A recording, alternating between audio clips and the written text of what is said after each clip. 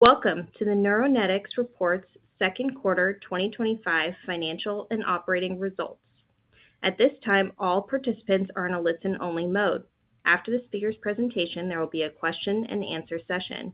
To ask a question during the session, you will need to press star 11 on your telephone.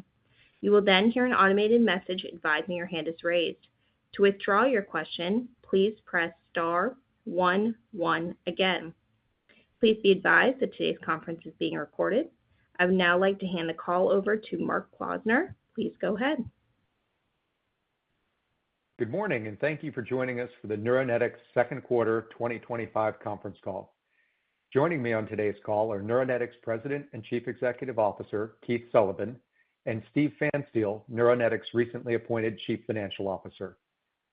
Before we begin, I would like to caution listeners that certain information discussed by management during this conference call will include forward-looking statements covered under the Safe Harbor provisions of the Private Securities Litigation Reform Act of 1995, including statements related to our business, strategy, financial and revenue guidance, the Greenbrook integration, and other operational issues and metrics. Actual results can differ materially from those stated or implied by these forward-looking statements due to risks and uncertainties associated with the company's business. For a discussion of risks and uncertainties associated with Neuronetics' business, I encourage you to review the company's filings with the Securities and Exchange Commission, including the company's quarterly report on Form 10-Q, which will be filed later today. The company disclaims any obligation to update any forward-looking statements made during the course of this call, except as required by law. During the call, we'll also discuss certain information on a non-GAAP basis, including EBITDA. Management believes that non-GAAP financial information taken in conjunction with U.S. GAAP financial measures provide useful information for both management and investors by excluding certain non-cash and other expenses that are not indicative of trends in our operating results. Management uses non-GAAP financial measures to compare our performance relative to forecast and strategic plans, to benchmark our performance externally against competitors, and for certain compensation decisions. Reconciliations between U.S. GAAP and non-GAAP results are presented in the tables accompanying our press release, which can be viewed on our website. With that, it's my pleasure to turn the call over to Neuronetics President and Chief Executive Officer Keith Sullivan. Thanks, Mark. Good morning, everyone, and thank you for joining us today. I'll begin by providing an overview of our second quarter performance and our key operational updates. Steve Pfanstiel will then provide a brief introduction and review our financial results. I'll conclude with our outlook before turning to Q&A. We had a strong second quarter at Neuronetics, both in terms of our ability to drive accelerated top-line growth and progress towards cash flow positivity. While we still have some fine-tuning to do to optimize the efficiency of the Greenbrook operations, we are excited about the strength in the underlying business and feel the early results validate our thesis for the combination. Total revenue was $38.1 million, an 18% year-over-year increase on an adjusted pro forma basis. Revenue from the NeuroStar business was $15.1 million, comprised of NeuroStar system revenue of $3.5 million, with 41 systems shipped, U.S. treatment session revenue of $10.8 million, up 13% on a pro forma basis, and other revenue of $375,000. U.S. clinic revenue was $23 million, our largest quarterly clinic revenue to date, and only the second time Greenbrook generated over $20 million in a single quarter.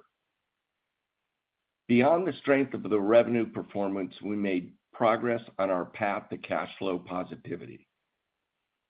Cash used in operations was $3.5 million, better than the previously guided target of under $5 million, and a significant improvement from the first quarter. As we move through 2025, we continue to focus on three clear strategic priorities. First, executing on our Greenbrook growth strategy. Second, continuing to scale our Better Me Provider or BMP program. Third, continuing to improve operating efficiencies and optimize cash collections. Our Greenbrook growth strategy continues to exceed expectations. The optimization of our Regional Account Manager, or RAM program, is delivering strong results.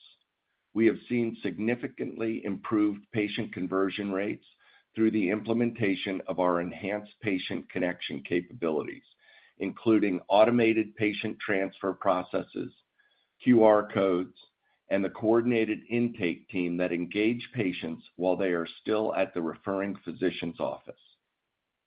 During a recent awareness campaign, we scheduled over 350 meetings for our RAM team, with physicians anxious to learn how the Greenbrook clinics can provide care for their patients and help them experience relief from their depression.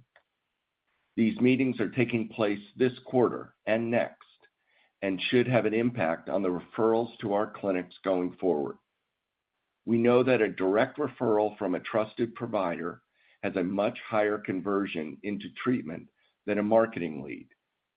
We also continue to improve our operational standardization by placing patient coordinators across most Greenbrook clinics to enable more efficient in-person consultations. Our Spravato rollout continues its strong momentum, with 77 of 83 Spravato-eligible clinics now offering the therapy, up from 75 in Q1, keeping us on track for a full rollout across all eligible clinics by year-end. Additionally, we are taking a thoughtful approach to our buy-and-bill model expansion, based on key learnings from Q2. As pioneers in the rollout of Spravato's buy-and-bill model, we are navigating a reimbursement landscape that is not well-traveled, creating valuable learnings for both us and the payers in the space. What we have learned is that the payers reimburse Spravato at a significantly different rates with different timings. With the knowledge we now have, we are taking a more analytical approach to buy-and-bill expansion, focusing on opportunities that deliver good margins. As we balance our mix of buy-and-bill and administer and observe, our revenue and gross margins should increase. Building off of the momentum from Q1, the collective execution of these initiatives across the Greenbrook network led us to achieving the strongest Greenbrook clinic revenue quarter in the history of the business, a performance trend we expect to continue as our operational initiatives are more widely implemented in the business. Turning to our second focus area, our Better Me Provider program expansion remains a key driver to our business. Currently, we have 395 active BMP sites, with another 113 sites working towards qualification. The performance metrics of the program continue to validate its effectiveness. BMP sites treat 3 times more patients in need per site per quarter than a non-BMP practice. And these sites respond to patients approximately 2 times faster than non-participating sites. These strong BMP performance metrics have fine-tuned our broader marketing approach as we have learned what patients want. This led us to refocus our marketing strategy around educating physicians about the NeuroStar treatment and the benefits of referring their patients. What we learned from the Greenbrook is powerful. A referral from a medical provider is 10 times more likely to result in a new patient start relative to traditional marketing. We have expanded our outreach beyond psychiatrists to include primary care physicians, gynecologists, and other healthcare providers who treat large populations of patients suffering from depression. We are educating these providers about our services and help them evaluate whether to refer their depressed patients for NeuroStar treatment. As I mentioned earlier, we recently conducted a successful pilot program leveraging our intake and coordinator teams to schedule meetings for our RAMs with depression care providers, including psychiatrists and primary care physicians who care for the majority of patients battling depression. Leveraging the learnings from that program, we conducted a similar campaign for our PDMs. Through this effort, we systematically identified providers surrounding our NeuroStar accounts and secured meetings with over 210 new primary care practices in just a few days. The level of interest in these educational meetings has been high, and we have already seen referrals to our NeuroStar accounts and BMP providers in particular. Going forward, I am confident that this will be an effective use of our marketing dollars and time well spent for our PDM team. We are calling this comprehensive approach our Provider Connection Program, and it works because patients are receiving referrals from their trusted healthcare providers, and primary care physicians are particularly excited about what BMP accounts offer. We have found that community physicians prefer to send patients to BMP sites based on their commitment to the patient responsiveness and education standards. This Provider Connection Program complements our other marketing efforts, including our successful TV campaigns and our co-op marketing program that continue to drive results. Our digital marketing efforts continue to drive brand search impression growth, and we are pleased with the overall marketing efficiency improvements we are achieving across the combined organization. Turning to our third focus area, continuing to improve operational efficiencies and optimize cash collections. Since the closing of the Greenbrook acquisition, we have made significant strides in driving operational efficiencies across the network, but there are still more opportunities in front of us. For example, in June, we successfully rolled out a self-check-in program using kiosks at 4 pilot locations, which allow patients to check in for their appointment and pay their copay independently. The implementation was so seamless that we quickly expanded it to 7 additional locations, and we are now planning a full network rollout. We have also integrated this through our AMD system, which will streamline room management and improve overall patient flow efficiency. This system not only improves the patient experiences, but optimizes the time spent by our technicians and intake coordinators, allowing them to help care for more patients on a daily basis without the need for additional headcount. Beyond the self-check-in program, we have engaged a consultant to conduct a comprehensive review of our operations team structure across the Greenbrook network. This review will identify additional cost savings and optimization opportunities that we expect to implement through the remainder of 2025, further improving our operational efficiencies and cost structure. Turning to cash collections, the initiatives we have put into place are delivering meaningful results.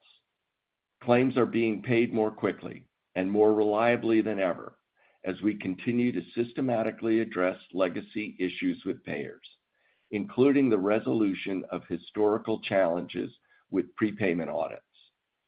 We have also implemented processes to identify and resubmit previously uncollected claims. Most importantly, we have analyzed why claims have been denied in the past, mostly due to incorrect billing submissions. We are putting fixes in place to ensure correct information is submitted the first time, which should reduce rejections and accelerate cash flow going forward. Beyond these 3 strategic priorities, we continue to focus on driving growth amongst adolescent patients.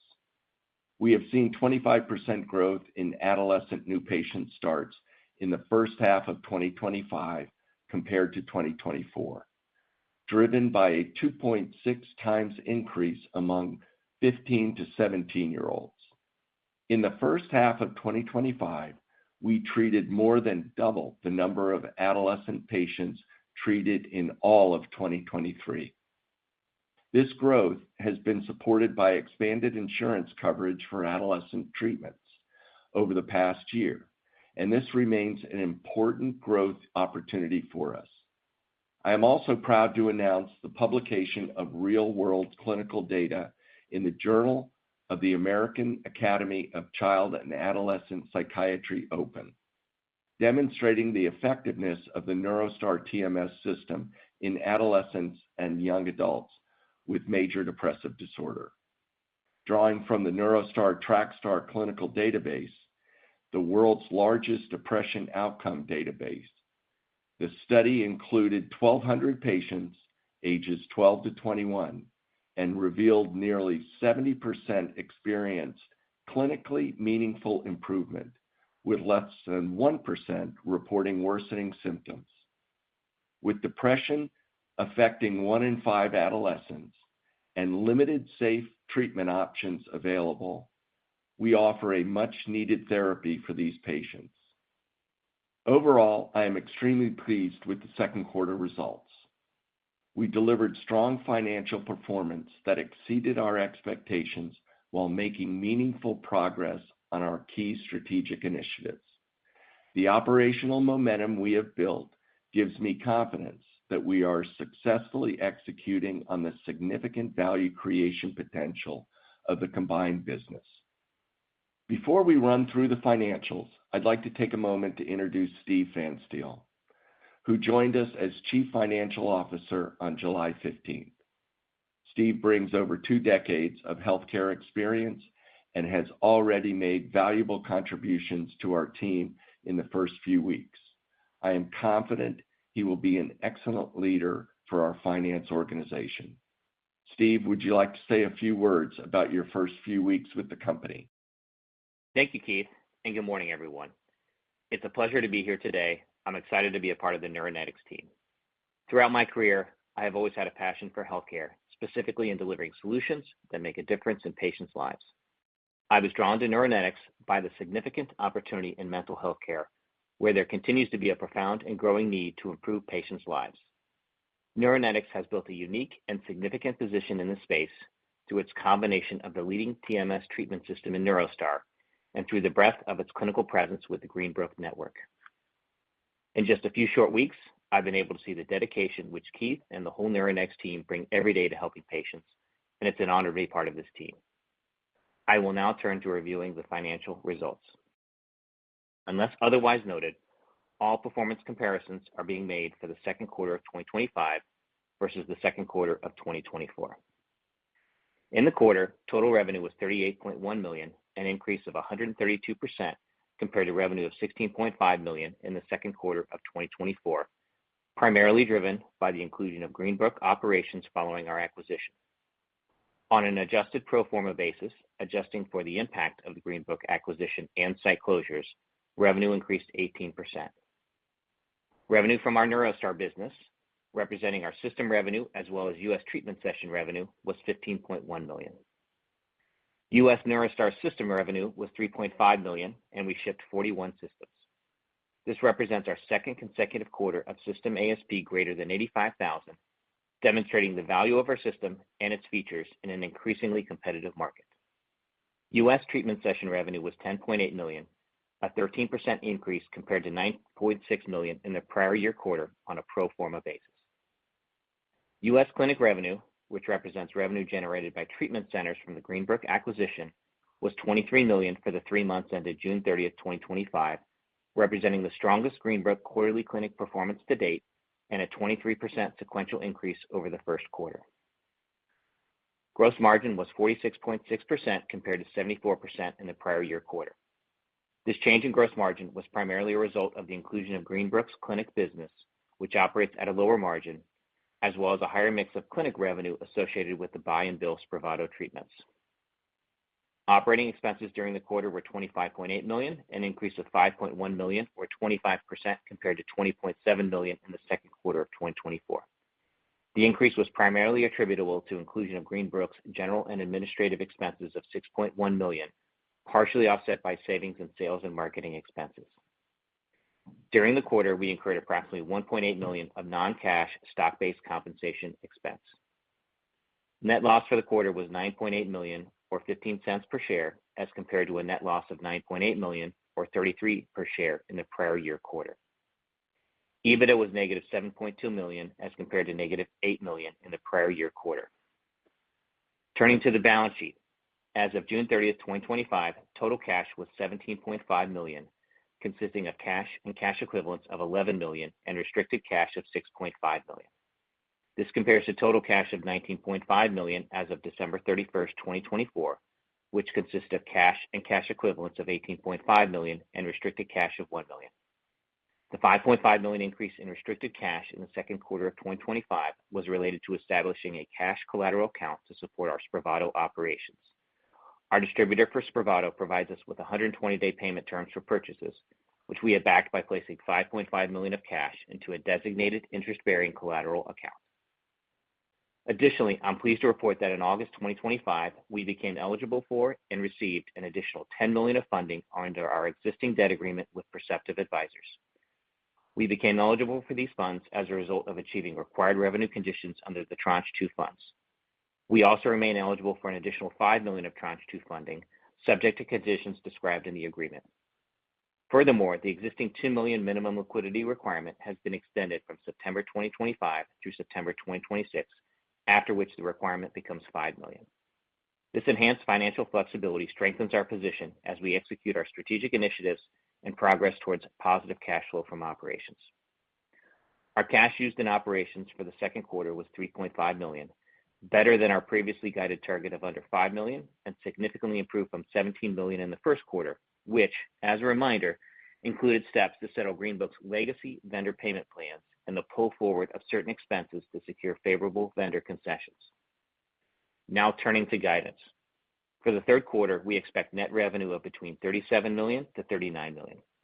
For the full year 2025, we continue to expect total revenue of between $149 million and $155 million. For gross margin, we now expect our full year to be between 48% and 50% versus our prior guidance of approximately 55%. The key driver of the change is the shift in revenue mix, with clinic revenue representing a greater percentage of total revenue than previously expected. In addition, margin will be impacted by the mix of Spravato bill and buy revenue, which carries a lower gross margin versus the A&O model. In the balance of the year, we anticipate gross margin improvement relative to Q2 as we optimize the Spravato buy and bill rollout relative to our A&O business and leverage our fixed infrastructure through continued growth. To reiterate the point Keith made earlier in his remarks, we are looking to maximize the overall profitability of our Spravato offering.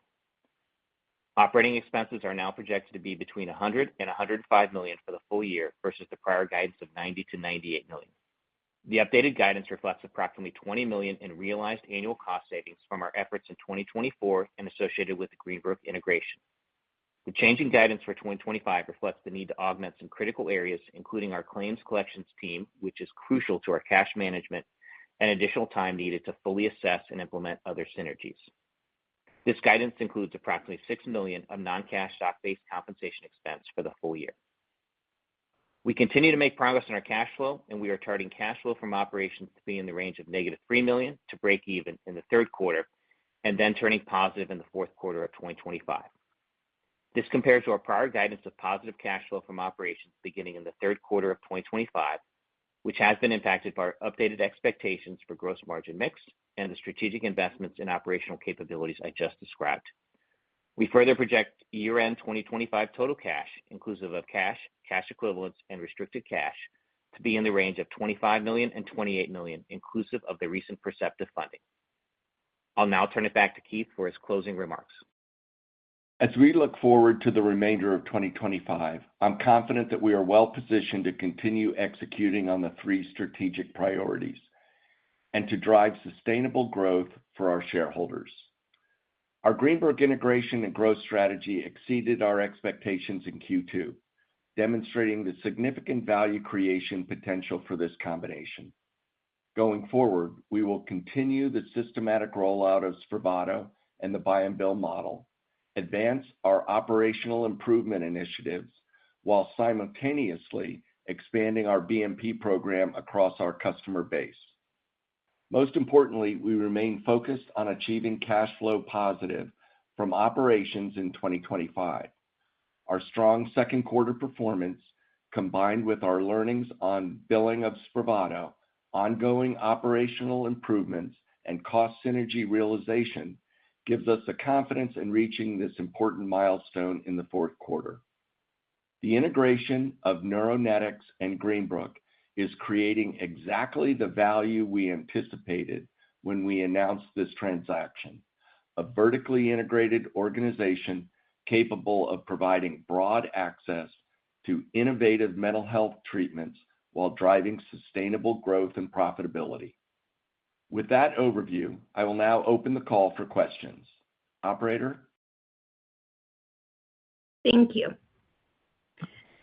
At this time, we will conduct the question and answer session. As a reminder, to ask a question, you will need to press star 11 on your telephone and wait for your name to be announced. To withdraw your question, please press star 11 again. One moment while we compile the Q&A roster. Our first question comes from Bill Plovanic. You're from Canaccord Genuity. Your line is now open. Great, thanks. Good morning. Can you hear me okay? We can. Good morning, Bill. Hey, good morning. So a couple of things. One, obviously Greenbrook is doing very well. You've done a great job integrating that. I'm just kind of curious, as we look at the traditional STIM business, kind of maybe a little slower than what we were looking for. Can you help us understand the dynamics? Are the referrals being pushed to the Greenbrook centers from the physicians because the BMP and they just have better kind of efficiencies? Or is there anything specific going on that's maybe making the traditional Neuronetics platform maybe not as successful as the Greenbrook? No, thanks for the question, Bill. After our analysis of the RAM referral approach to patient education and awareness, it became clear to us that the more efficient use of the marketing dollar and the time of our PDMs was to use both to follow up on the provider connection path. So under this program, our marketing dollars goes towards education of the PCPs through our digital and social media platform. So once we have these educational meetings with the PCPs and their staff set up, and we deploy the conduits for the referrals to our NeuroStar customers and to primarily our BMP sites, so which we then have a simple way for patients to go from one office to the providers. So we know from the RAM program that this shift in strategy would take a few months to gain traction, and we felt that this quarter was the best time to start it. We were able to deliver 13% growth in spite of the shift, but we believe that the provider connection program is way more efficient and will eventually turn to a higher conversion rate for our patients. Okay, and then so it's basically you've shifted the strategy to the referrals versus maybe just driving patients and conversions in the traditional accounts, if I read that correctly. What type of impact on your marketing dollars does this have longer term? It seems it would be, it's a human focus and maybe less spend on external kind of marketing. Is that a right way to think about it?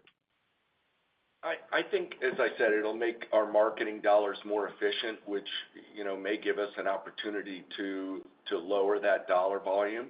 But in going to primary care physicians, we do have to go to some additional trade shows associated with it.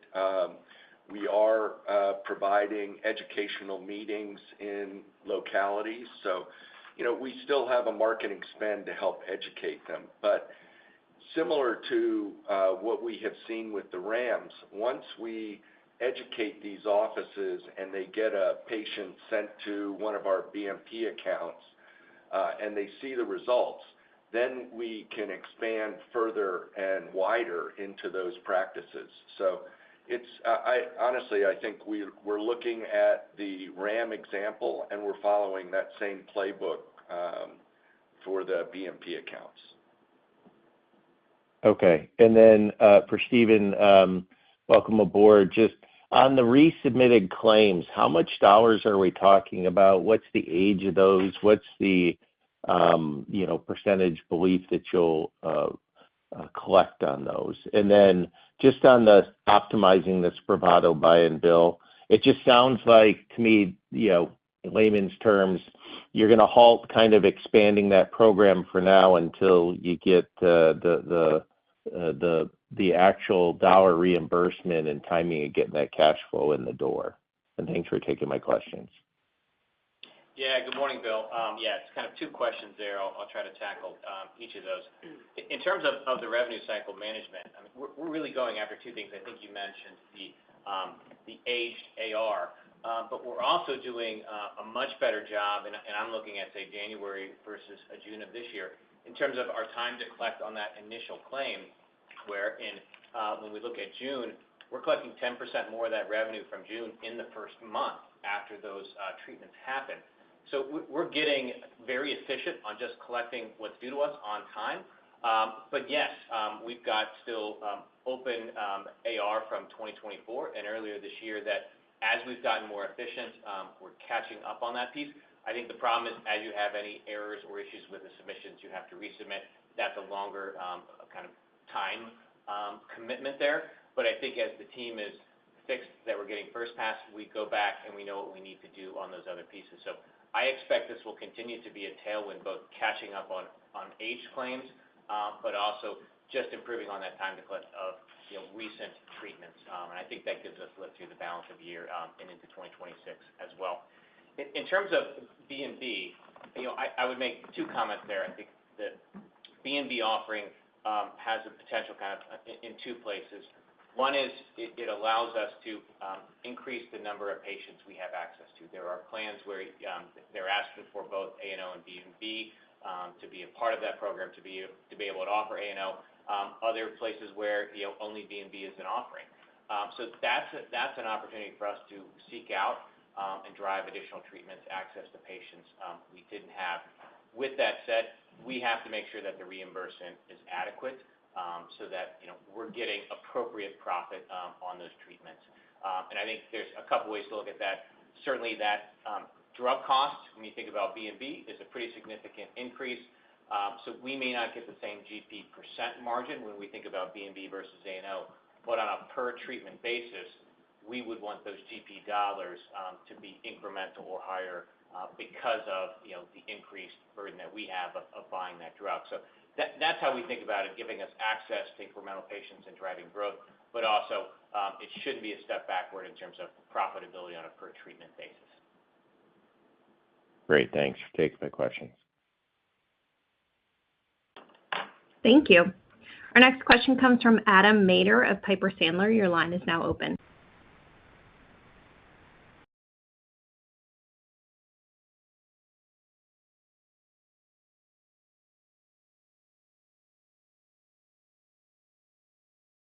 Adam Maeder from Piper Sandler, your line is now open.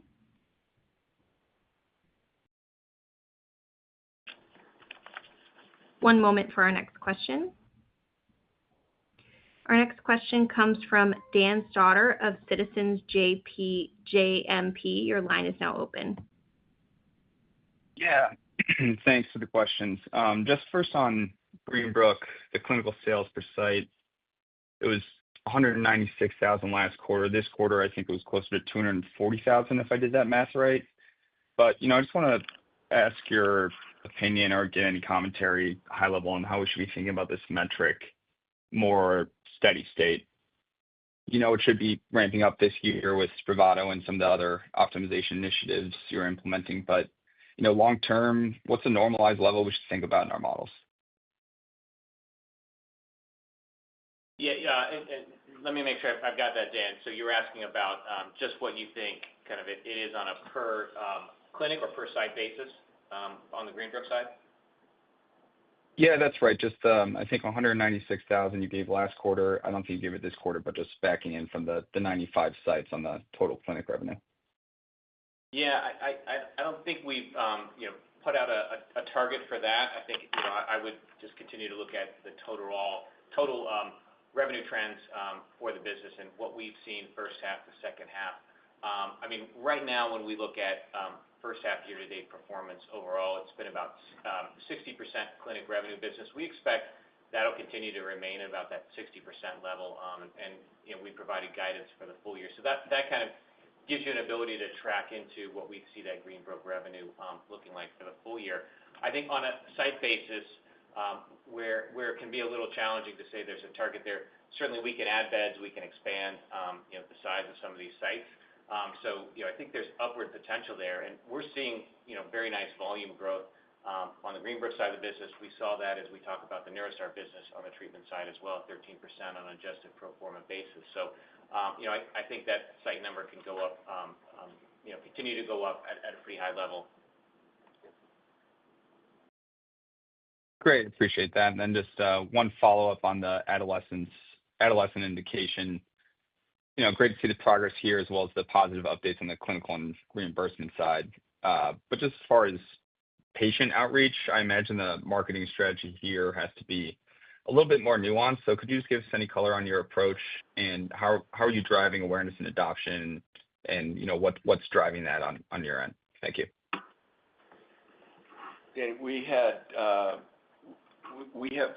the data for each one of our providers, and so we know which are taking care of adolescent patients, and we have targeted those folks through our Provider Connection program and are educating them both by going to trade shows that they attend, but primarily in their offices.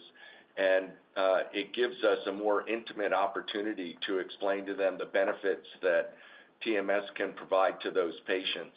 So we've seen a very nice uplift from the Provider Connection program when we can identify exactly who those providers are.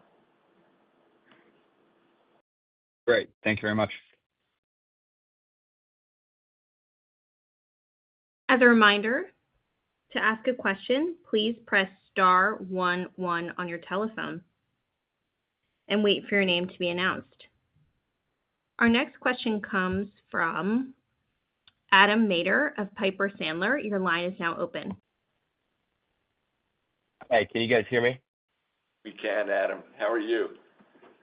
This is actually Kyle on for Adam. Thanks for taking the questions, and sorry about the technical difficulties there.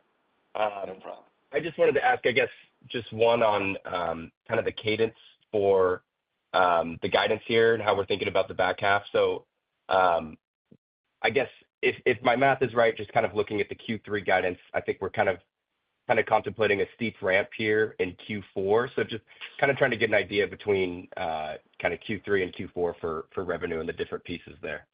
Thanks.